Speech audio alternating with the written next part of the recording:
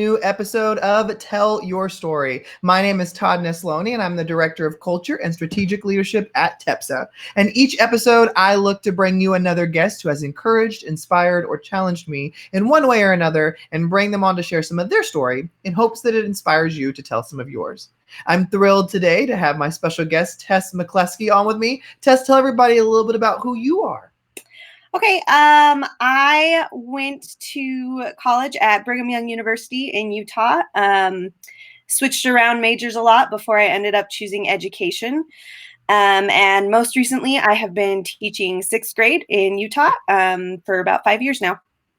Awesome. I hear you say it right there, right away, that you switched majors multiple times. So I'm assuming that growing up, you never thought you'd be an educator. Is that true? Yeah, I actually didn't really like school that much growing up, so I never saw myself in education. Nope. So when did that switch over? What was the catalyst that made you decide that it was going to be for you? I started college as a music major, actually, and I didn't love it. Like, it kind of sucked the joy out of music for me. So I was like, okay, I need to find something else. And I remembered loving my high school physics class. It was just one of the best experiences and so much fun. So I decided I was going to teach high school physics. And then the more I got into that, I did not like it quite as much. And it just kind of led me to elementary education, which I was really opposed to at the beginning. But when you know it's right, it's right. And so that's where I ended up. So you said you're in sixth grade right now, right? Yeah. So what kind of, to me, that is often what you hear as is those little dark years, the years that people are like, oh, I want to be younger, or, oh no, I definitely want above. What do you love about working with sixth graders? I love the content of sixth grade. I get to teach some algebra and some of those science concepts I like. But I think more than that, they're kind of on this cusp in their life before they enter junior high, where they're trying to figure out who they want to be. And I love watching them transition from almost children into preteens, right? Like, there's a huge difference with my students before Christmas break and after Christmas break. And I love the sass. They get a little bit more sassy as we move on, but I just love it. And I love being able to help with that transition and help ease their fears as they move forward on their journey in life. That is probably one of the best worded answers I have heard about working in that age level. And I love that response. And so, you've been in education now for a few years. So what do you feel like you've really learned about yourself since being a teacher? Oh, goodness. Lots of things. I am like a super planner. My husband would often make fun of me because in college I would be panicking to get an assignment done on the weekend. And he'd be like, well, when is it due? And I'd be like, well, 4 weeks from now, but I have to finish it right now. So teaching has definitely taught me to be a little more flexible in life. Yeah. I still plan way ahead, but it's just a general outline, and now I can kind of let go. So it's taught me that I need to be flexible. It's helped me grow and learn things about just kind of my personality and what I enjoy doing.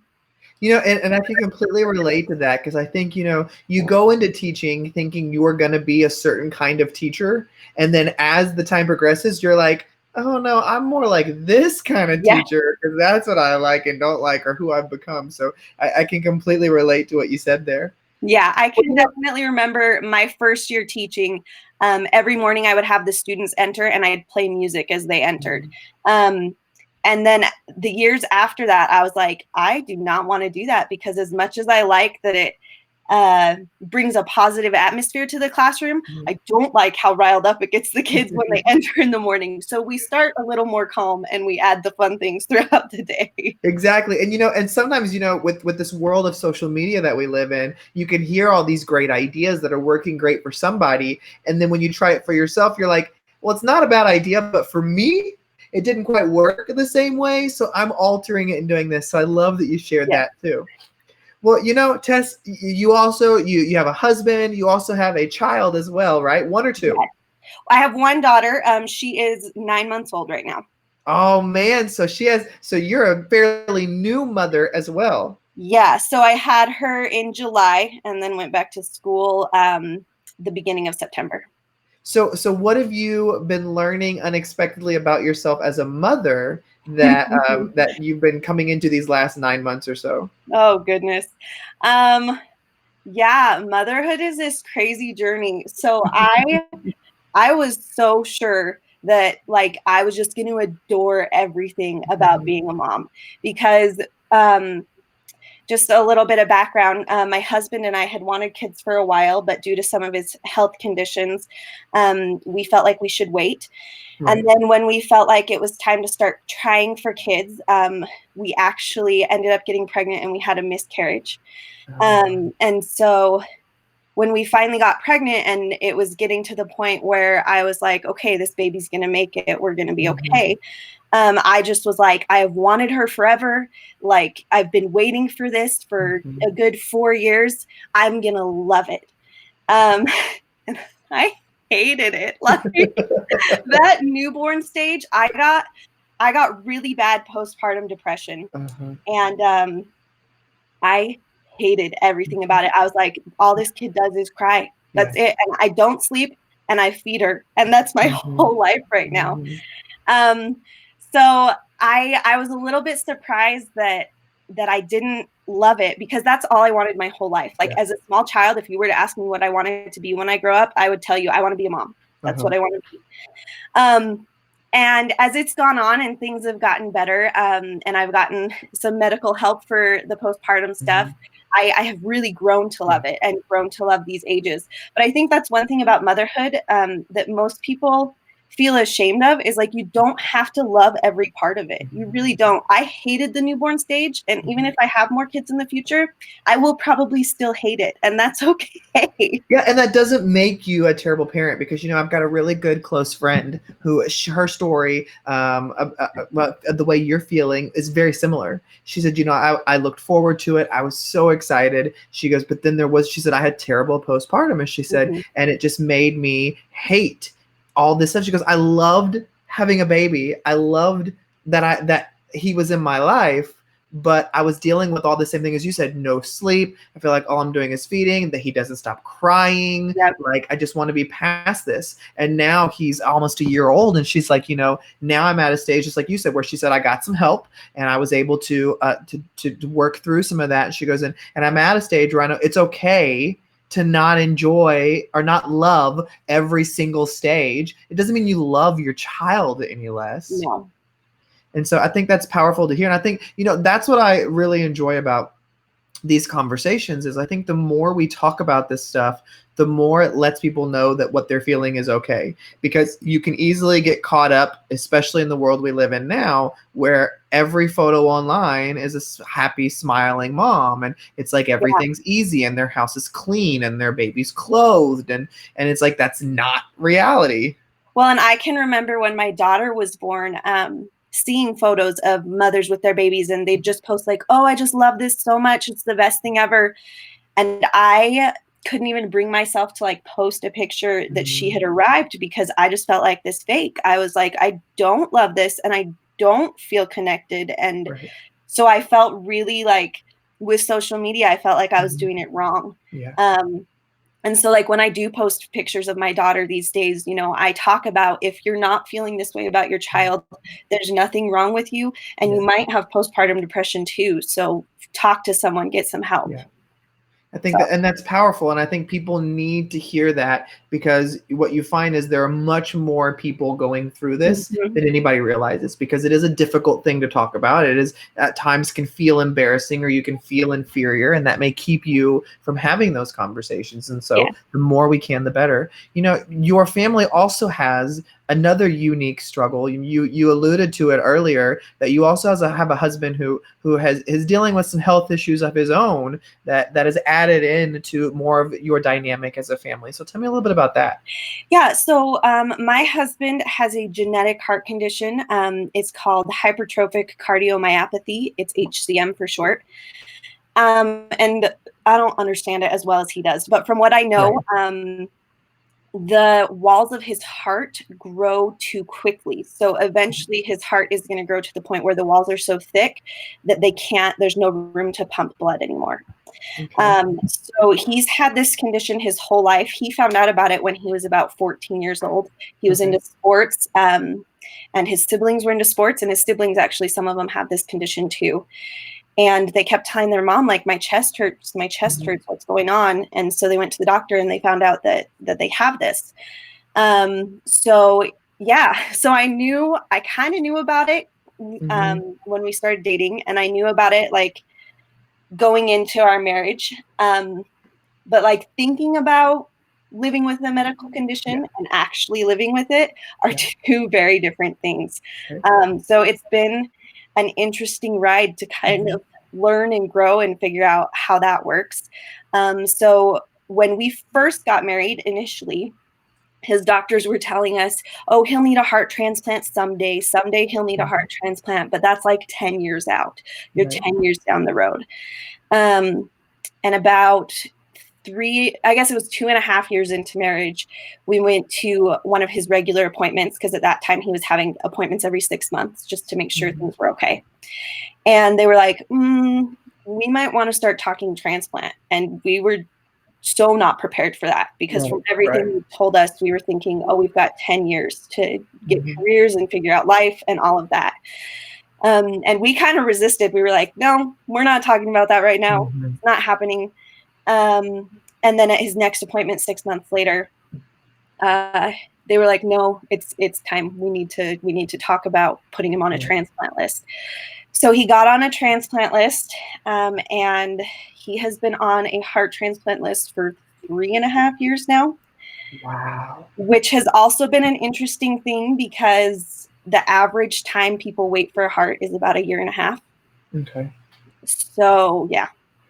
So, if there are people who are listening today, I know this is probably a really personal thing for you of the importance of transplant lists and the importance of making sure that if you are a donor or if you're able to donate, things like that. And so when it comes to these kind of things, has that changed your original opinion about, like, have you always been one of those people who's like, oh, I'm definitely on the donor transplant list, or, oh, I'm not going to donate my organs, and then things changed when your husband was going through this? Like, did that ever change anything for you? I've always been an organ donor, just because I've always thought, if I'm gone anyway, why not let someone else use what I can give them? But I definitely really appreciate more when people are organ donors. And it kind of saddens me sometimes that a lot of people just don't think about it. Like, some people are opposed for religious reasons or whatever, and I understand that. There are plenty of people who aren't organ donors just because they didn't check the box, and they don't care one way or the other. And for us, it's like, that's a life-saving thing for us. So yeah, and what's unique about your situation is, there are some organs that can be donated while another person is living. Whereas with this organ, the other person is having to have already been passed away. And so, when you get put on a transplant list, do you literally just wait until somebody calls you and says there's a match? How does that work? Yeah, so you get put on the list, and we have to be within 2 hours of the hospital at all times. So for the past 3.5 years, like, we can't go on vacation, not even like too far out of our state. Like, anywhere we go, we have to think, are we within 2.5 hours of the hospital? And like, we can't even go camping because we wouldn't have cell service. So what happens is, when they get a heart that is a match for you, and you are at the spot on the list where it's your turn, they give you a call and they say, get to the hospital. You've got 2.5 hours to get here. That's it. And so you drop everything and you go to the hospital and hope for the best. So when you're on a list like this, obviously they're probably not giving you any time frames or anything like that. They're just saying, when your time comes, your time comes. We don't know when or how it will happen, but you just need to be at the ready. Right. So they give you kind of like averages, like we get mailed stats each year or every 6 months or something like that. of how long people tend to wait, but it just kind of depends. And the interesting thing about our situation is my husband is at a point where like he's sick enough that he needs to be on the list, and he's symptomatic enough that like average everyday things that we take for granted are hard for him. Like some days he's okay and he's like, yeah, I feel good today. And there are other days where things like standing up or walking from our car to the front door of a grocery store, it's super hard for him. Right. And so it's just this endless, just kind of waiting game, because he's not sick enough to be at the very top of the list, and he's kind of in this spot where if people get really sick and they're in dire need, like it's like, oh, this person is going to die very, very soon without a heart, they jump ahead of him on the list. Got it. So we're kind of in this limbo state where it's like, we're waiting for a heart and we need a heart, but he's not going to die tomorrow without it. So we're not at the top of the list. But also sometimes we feel really stuck in life because we can't, like, he would love to start a career and go back to school and all of those things, but he's not physically capable of that right now. So you know, you've had a lot put on your plate in the last year. I mean, on top of teaching and all this other stuff, how do you hold it all together and not just feel hopeless? That's a good question. And I guess the answer is I don't. Because there's probably better days than others. Yeah. So I know that like a lot of times we hear stories of people who are like, oh, you know, this person was just so positive throughout all of it and they never complained and they never this and they never that. And I am just a big believer of it's okay to feel how you're feeling. Like, obviously you don't want to get stuck there and stay there for so long that you can't live your life. But I have days where I feel good and I feel hopeful about things. And I have days where I feel like, oh my gosh, I'm going to lose my husband and be a widow by the time I'm 30 with a small child to take care of. Like, and that's the reality of my life. And so I just like, one of my life mottos is it's okay not to be okay. And that's kind of how I keep it together. Like this year with my daughter, it has been so hard to go to work every day and to leave her to do that. And being 100% honest, I have a good cry session most days before I walk into that classroom because I miss her. And then, you know, I pull it together and I do what I need to do for my kids and I come home and I just love the time I have with her. So I guess the two big things for me are just feeling how you're feeling and telling yourself it's okay to feel that. If I need to cry about it, if I need to just freak out about it, if I'm feeling happy, I feel that too. And then the other thing I guess that helps is I just try to appreciate every moment I get with them. Like every single moment I get with my husband and everything we do together, I really, really treasure because I don't know how long that's going to be. Well, you know, and I appreciate you being vulnerable and honest and sharing here today because, you know, I'm listening and I'm just thinking there's so many people that are going to be moved by this conversation, not only with the postpartum or the difficulty in walking into a classroom when you're dealing with a lot at home, but also the idea of just taking advantage of every one of those moments and knowing that there are a lot of silly things we could complain about, but there are also a lot we can be grateful for. And I think what stuck to me most, though, that you said, and I believe wholeheartedly and agree with you, that you've got to let yourself feel those emotions instead of acting like they're not real or they're not there, or if I ignore it, it'll go away. And I love that you said, you know, allow yourself to feel it, but don't allow yourself to not be able to move because of it. Like embrace that and let it go there. You know, if there are people today who might be listening and they may hear and go, you know what? I don't know if I'm an organ donor. I don't know how to become one. How does somebody become an organ donor? You know, I should know more about this. I'm not 100% sure, but I'm pretty sure it's just like a box you check when you get your driver's license. See, and that's what I was going to think, because that's what I was thinking is, I know that I am, and I've never filled anything out other than I do remember checking it, and it is on my license where it says that I'm an organ donor. But I mean, it's not an extra fee. It's not anything difficult.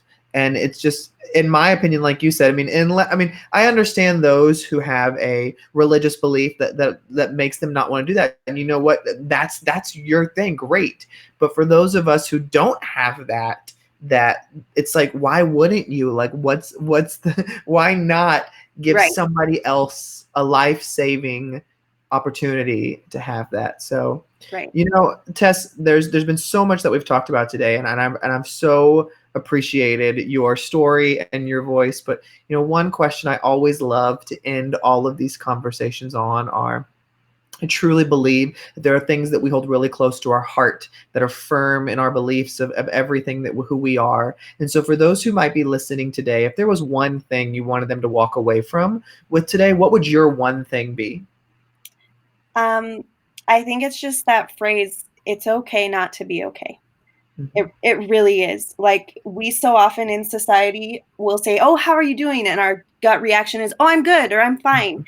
And if that's not how you're feeling, then you can tell people. You can lean on other people for that. And it's okay to be like, I'm not okay today. I love that. That's powerful. Well, Tess, thank you so much for coming on today. I know that your story has greatly impacted me personally, and I'm just really grateful for you to come on and share with my listeners and viewers today.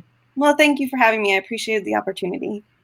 And thank you, everybody, for listening or watching another episode of Tell Your Story. Remember, you can check out past episodes anywhere where you get your stuff. It's there. I hope today's conversation with Tess has encouraged you to get out there and tell your story, because every story